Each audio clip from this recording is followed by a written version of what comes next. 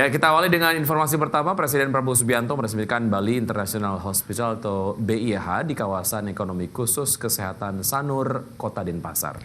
Ya, Presiden Prabowo Subianto meresmikan fasilitas kesehatan Ngurah Sun Wellness and Aesthetic Center di RSUP Profesor Ngurah. Kawasan Bali International Hospital di KEK Kesehatan Sanur merupakan salah satu proyek strategis nasional telah beroperasi sejak 14 April 2025 lalu. Hingga saat ini, BIH telah melayani 19 pasien yang mengakses pemeriksaan kesehatan menyeluruh dan 14 pasien gawat darurat. KEK Kesehatan Sanur yang memiliki luas total 41,26 hektar ini ditargetkan mampu mengundang investasi sekitar 10,2 triliun rupiah dan diperkirakan menyerap sekitar 43.647 tenaga kerja. Selain itu, Presiden Prabowo juga meresmikan kawasan ekonomi khusus yang juga memperkuat posisi Bali sebagai destinasi strategis untuk transformasi layanan publik yang berstandar internasional. Kawasan ekonomi khusus ini yang diperuntukkan untuk kesehatan. Saya kira ini adalah suatu terobosan yang pertama kali di Republik kita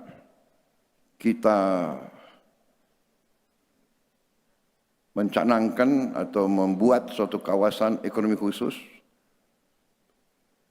yang diperuntukkan untuk pelayanan kesehatan bertaraf dunia, bertaraf internasional. Bahwa begitu banyak warga negara Indonesia yang mencari pengobatan di luar negeri yang mengakibatkan juga pengeluaran devisa kita yang sangat besar. Dengan inisiatif ini, kita bisa memberi pelayanan kesehatan yang tidak kalah dengan yang terbaik di Indonesia hadir dalam pertemuan tahunan Asian Infrastructure Investment Bank atau AIIB di Beijing, China. Menteri Keuangan Sri Mulyani Indrawati selaku Governor AIIB mewakili Indonesia mendorong kerjasama multilateral di bidang pendanaan infrastruktur.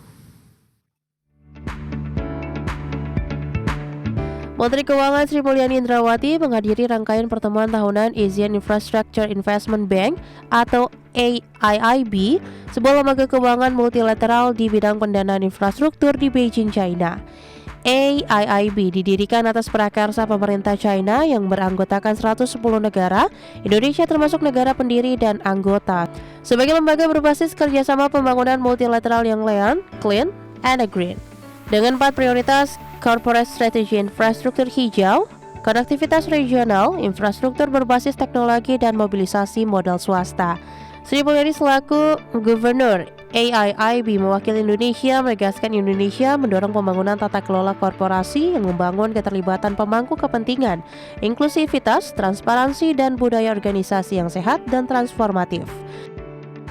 Hingga saat ini, Asian Infrastructure Investment Bank memiliki total aset sebesar 57,1 miliar dolar Amerika dan jumlah loan investment sebesar 26,6 miliar dolar Amerika. Dari Jakarta, Tim Liputan, IDEX Channel.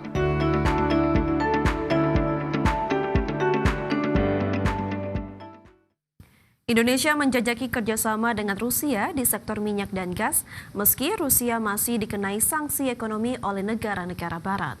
Sejumlah proyek migas dalam negeri akan digarap bersama perusahaan-perusahaan asal Rusia. Menteri Energi dan Sumber Daya Mineral Bahlil Lahadalia mengungkapkan pemerintah Indonesia gencar menjajaki kerjasama dengan Rusia di sektor migas, termasuk rencana investasi kilang atau mega proyek grassroots refinery Tuban oleh Rusia.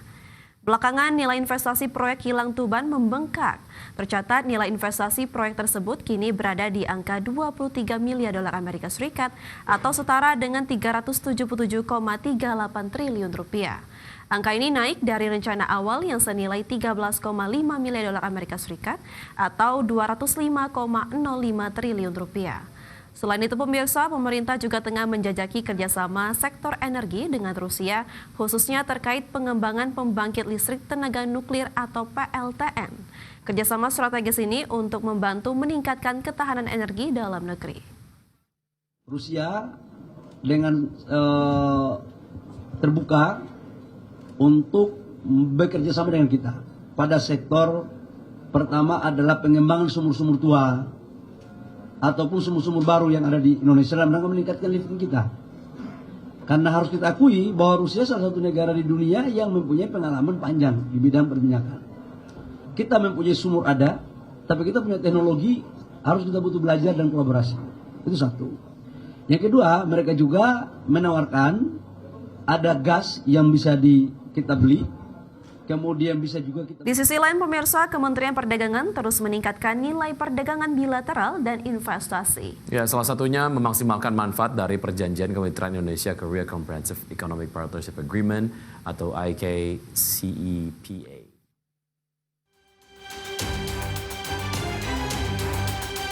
Wakil Menteri Perdagangan Dian Resti meminta para pelaku usaha Indonesia dan Korea Selatan untuk memaksimalkan manfaat dari Perjanjian Kemitraan Indonesia-Korea Comprehensive Economic Partnership Agreement atau IKCEPA. Mendak menegaskan pemanfaatan perjanjian dagang yang mulai berlaku pada 1 Januari 2023 lalu tersebut masih perlu diperkuat, di mana IKCEPA akan memberikan beragam keuntungan untuk pelaku usaha Indonesia dan Korea Selatan, mulai dari penghapusan tarif hingga keuntungan lain pada beberapa sektor usaha. Poin penting kemitraan komprehensif IKCEPA ini adalah menghilangkan tarif lebih dari 90% barang dan memperluas kerjasama di bidang strategis. Selain itu, Indonesia dan Korea Selatan juga telah menyepakati sejumlah perjanjian dagang lainnya, yakni Asian Korea Free Trade Agreement atau AKFTA yang berlaku sejak 1 Juli 2027, serta Regional Comprehensive Economic Partnership atau RCEP yang mulai berlaku sejak 1 Januari 2022. Berdasarkan catatan Kementerian Perdagangan, perjanjian AKFTA mampu menyumbang sekitar 88% total ekspor nasional Indonesia ke Korea Selatan pada 2023 dan 2024. Untuk nilai perdagangan antara kedua negara pada 2024 sebesar 20,09 miliar dolar Amerika Serikat. Sementara di bidang investasi, Korea Selatan menyumbang sekitar 2,9 miliar dolar Amerika pada 2024 dan ini mendukung terciptanya lebih dari 183.000 lapangan kerja di Indonesia. Dari Jakarta, Tim Liputan, IDX Channel. Ya, salah satu informasi yang menarik adalah mengenai keberadaan dari rumah sakit berstandar internasional yang adanya di Sanur, Bali begitu ya. Ini memang diharapkan dapat mengakomodir kebutuhan dari masyarakat sendiri yang beberapa waktu yang lalu harus melakukan cek kesehatan, perawatan kesehatan gitu di luar negeri. Tapi kalau memang sudah ada di Bali sekalian liburan begitu ya, plus juga mungkin melakukan cek kesehatan dan juga mungkin yang harus dirawat di Bali, rasanya kalau suasananya mungkin mendukung bisa mempercepat proses kesembuhan kayaknya. Benar sekali.